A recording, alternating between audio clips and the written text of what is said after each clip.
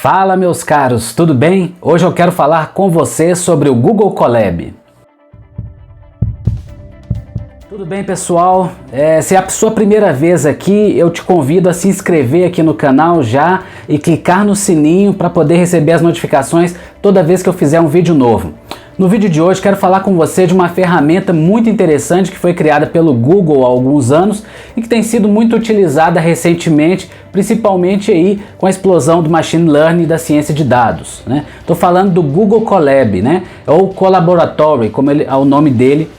Quando foi criado. É uma ferramenta extremamente necessária, extremamente vantajosa, porque ela simula justamente o Jupyter Notebook, que é aquele que você instala na sua máquina para poder fazer a programação em Python em lotes, né? Então você vai executando linha a linha e ao invés de você instalar isso na sua máquina, ela tem a vantagem de que ela roda em nuvem. Então você vai acessar um site, né? E lá você vai poder utilizar, fazer o seu código, salvar o código, que naturalmente esse código é salvo dentro do seu Google Drive.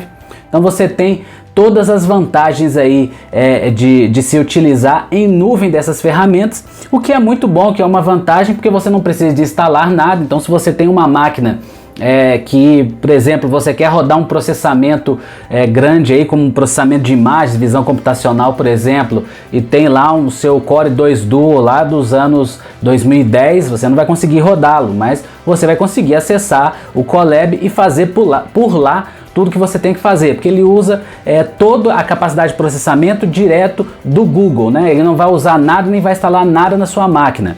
Então, uma das vantagens é que ele pode rodar em qualquer tipo de máquina, ele utiliza até mesmo da GPU lá do Google para poder rodar os processamentos do código que você está escrevendo. Outra vantagem que ele possui também é que o acesso pode ser feito de qualquer local, né? Basta que você tenha aí a sua conta do Google, pode ser pelo celular, pelo tablet, enfim, aonde você estiver, em que local você estiver, você vai conseguir acessar e verificar lá o seu código, colocar para rodar e escrever o código tranquilamente. Outra vantagem é que dá para você utilizar também o Google BigQuery, né? O BigQuery é aquela ferramenta do Google para armazenamento de dados aí, de grandes dados. Inclusive você pode criar banco de dados diretamente nele, seja lá o MySQL, o SQL Server, o Postgres, enfim. Você tem essa opção e consegue, através do Colab, trazer os dados que estão lá na BigQuery para o seu código, para utilizar no seu código aí no Google Colab. Então essa é mais uma vantagem. Uma outra vantagem de se utilizar o Google Colab é que você não tem a necessidade de instalar bibliotecas do Python ou mesmo instalar o Python na sua máquina, né? E ele já tem muitas bibliotecas instaladas nativamente nele. Algumas bibliotecas, naturalmente, você não consegue acessar diretamente nativamente do Google, mas você consegue instalar na nuvem que você está utilizando. Então também não há nenhum problema quanto a isso, não vai utilizar nenhum recurso aí da sua máquina. Vamos ver um pouco na prática, né, o funcionamento do Colab e aí mostrando aqui na prática para vocês algumas outras vantagens aqui, certo? Então a gente está aqui na nossa janela do Colab. Como vocês podem ver, eu tenho alguns códigos aqui que já estão na minha conta do Google, né, que eles estão armazenados na nuvem do Google Drive. Então eles aparecem aqui para mim toda vez que eu crio um Colab novo, ele fica armazenado lá no Google Drive. E eu tenho aqui alguns códigos, alguns deles até que eu utilizo nos cursos de pós-graduação em que eu leciono. Mas o que nós vamos fazer aqui, bom, deixa eu cancelar só para mostrar um pouquinho para vocês. Essa é a página inicial do Colaboratory. Ele explica aqui um pouco, tem uns primeiros passos aqui justamente para te ajudar, caso você não tenha essa familiaridade, explicando um pouco aqui como se utiliza ciência de dados, machine learning. E nós vamos chegar aqui no arquivo e vamos criar um novo notebook. Então, ele vai criar um novo arquivo aqui. Esse arquivo automaticamente, quando ele é criado, ele vai ser salvo aí lá no seu Google Drive. Então ele foi criado aqui como um Title 4, né? Porque eu já tenho alguns arquivos que não foram intitulados, e ele salva dessa maneira aqui. Bom, então vamos mudar o nome. A primeira coisa que a gente vai fazer, vamos dar um nome para esse arquivo que a gente está utilizando nesse vídeo. Então eu vou colocar aqui o nome do arquivo, um Title 4. Eu vou mudar ele para Vídeo IA em Evidência, ok? Beleza. Que a gente tem aqui? A gente tem os arquivos, né? A gente pode localizar no Drive onde está o nosso arquivo. Outras coisas interessantes. A gente pode abrir um notebook que já foi criado anteriormente. A gente pode salvar uma cópia dele no GitHub também.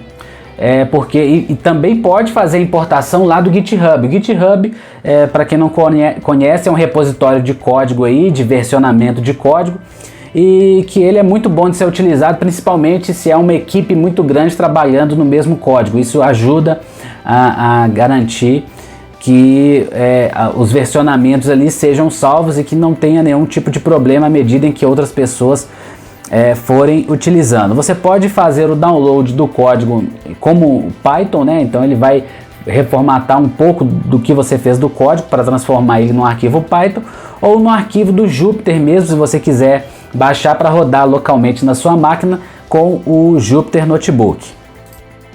Bom, aqui você provavelmente, se você já utilizou o Jupyter ou conhece um pouco de Python, né?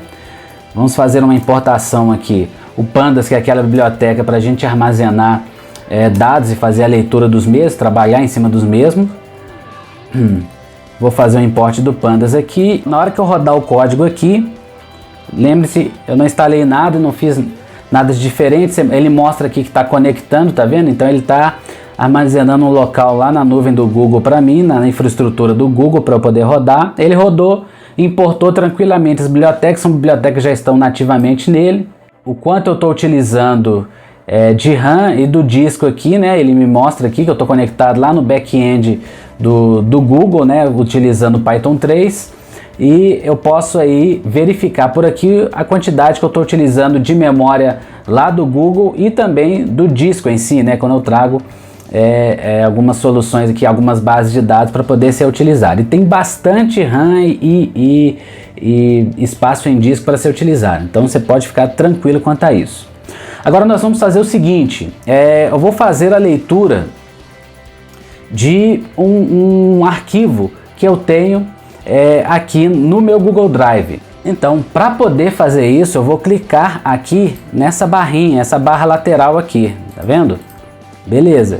Feito isso, eu vou clicar nesse ícone da pastinha, que é onde estão os arquivos. Reparem bem, aqui tem alguns arquivos para você utilizar, para você testar aí realmente arquivos que o próprio Google já coloca para você brincar um pouco de utilizar aí o Colab. Se eu subir aqui a pasta, você vê que ele vem para uma parte do disco aqui que tem algumas libs, né? Tem algumas outras bibliotecas que são do Colab mesmo. Você vê que ele está no sistema Unix. As outras formas de eu fazer upload de arquivo, uma é por aqui. Na hora que eu clico, ele me pede um arquivo da minha própria máquina.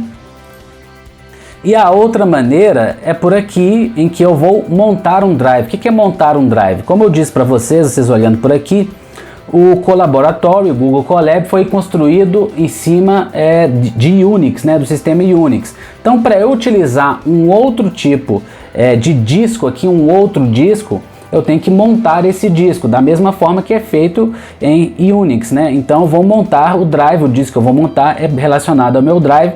Ele me pede permissão para conectar o Google Drive. Eu dou essa permissão tranquilamente.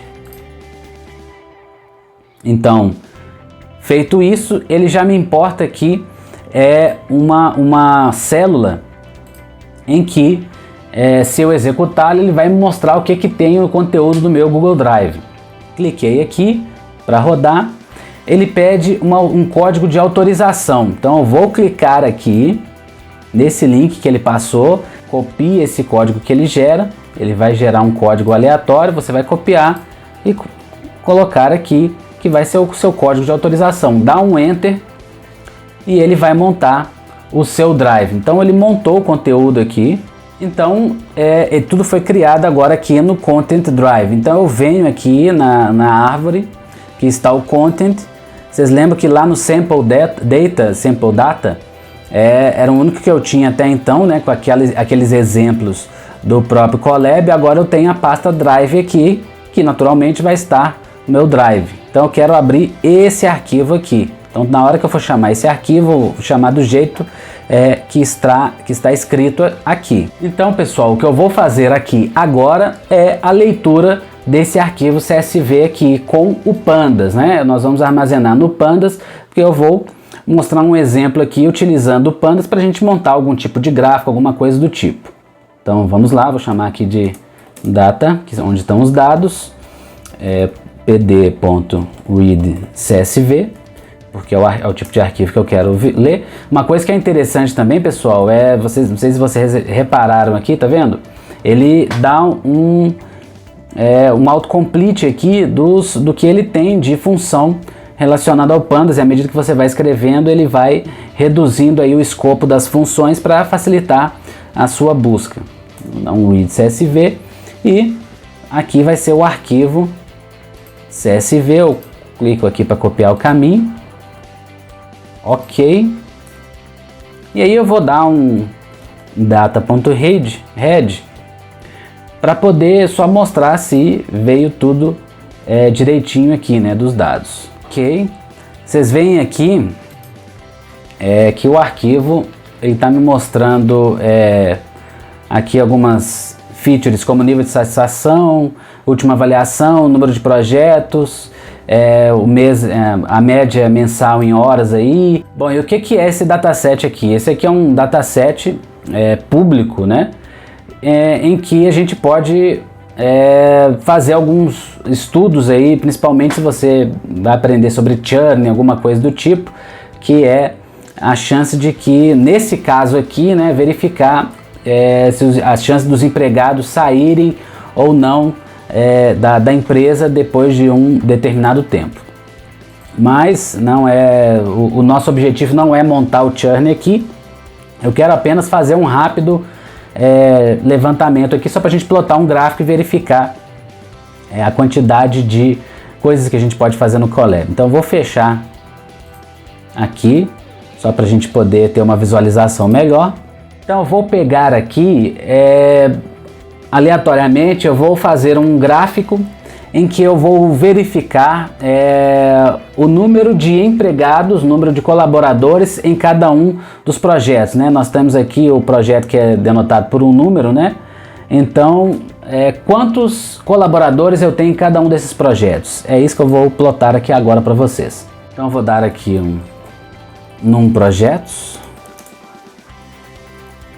data, né? E eu vou agrupá-los, dar um group by pelo número de projetos, que é a minha coluna ali, number project. Beleza? Vou contar quantos são os projetos que eu tenho aí nessa empresa. E aí vocês viram que eu já importei ali a matplotlib, importei como PLT, então vou dar um PLT ponto. Veja que ele já me mostra aqui algumas dicas aqui de qual função utilizar. Vou fazer um gráfico de barras.